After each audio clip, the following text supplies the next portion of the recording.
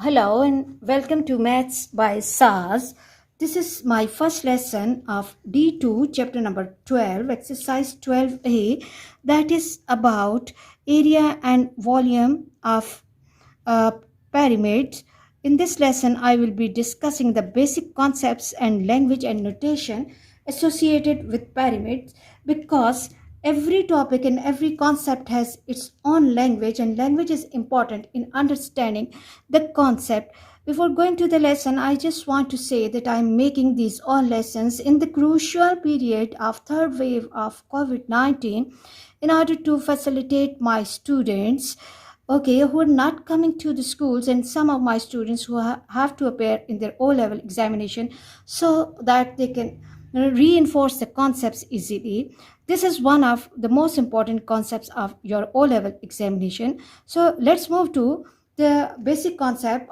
The concept has the two terms, area and volume. Before going to the understanding of pyramid, it's important to understand what is area and what is volume. Area and volume, both terms are not new to us. We have been studying these two terms from our junior classes. Recall the concept of area. That area of the figure is the number of units square that covers the surface of the closed figure, whereas the volume is the measure of the capacity that an object holds, or it's the amount of the space occupied by the three-dimensional object. It's the amount of the space occupied by the three-dimensional object is the volume. Coming to the first question of the lesson, that what is a pyramid? A pyramid is a solid with a polygonal base and the vertex. All other faces are triangles which meet at the vertex. Okay, here the term polygon is really important. What do we mean by the word polygon? Recall the concept of the polygons from D1, that polygon is a many-sided closed plane figure, and the basic requirement for the shape to be the polygon, it must be having three sides. So it means that pyramid is a solid with base is a polygon, means that base can be a triangle, base can be a rectangle, base can be a square or a pentagon or hexagon depending upon the situation, but rest all faces will be the triangular faces, and these all triangular faces meet at the point at the top which is called the vertex. Okay, then coming to the parts of the pyramid, it's really important to understand different components of this shape, so that when the examiner is giving us a question, we should be clear that he is talking about which part of the shape. First of all, it's important to understand that what is vertex. Vertex is the point where all triangular faces meet at the top, and then the perpendicular height or height of the pyramid is the perpendicular distance from vertex to the base. This is the height of the pyramid. It is the perpendicular distance from the vertex to the base. Okay, and then the slant height of the pyramid is the distance from the vertex to the midpoint of an edge of the base. Slant height is the distance from vertex to the midpoint of the edge of the base, and then slant edge is the edge joining the vertex to the corners of the base of the pyramid. Okay, you can see that this is the vertex. This is a point where all triangular faces are meeting. This is the height of this pyramid. Is the perpendicular distance from vertex to the midpoint of the base.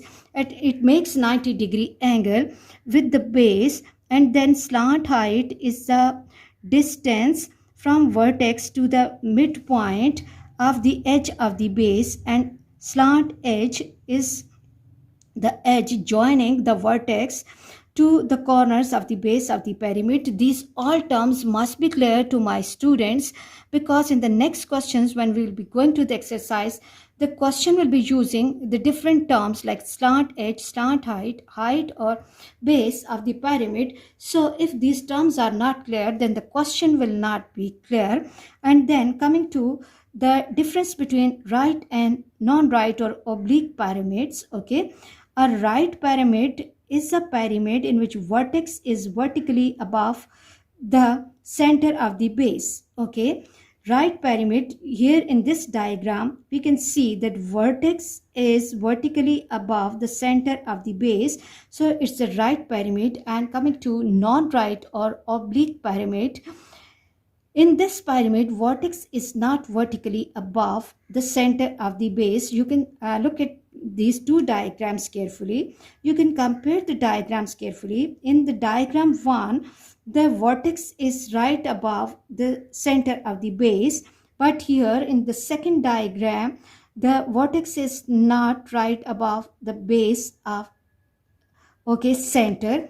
Okay, I hope you are clear about these all terms, that what is vertex, what is height and slant edge, and what is right and non-right or oblique pyramids. Please understand this lesson carefully for the understanding of the next lesson. In the next lesson, we will be discussing that how to calculate the area and volume of this pyramid. Okay, in the next lesson, we'll be discussing the formulas that will be helpful in the understanding of exercise. Please watch my lessons, like, share, and subscribe the channel, and press bell icon to get the notification of every lesson in time. Thank you very much.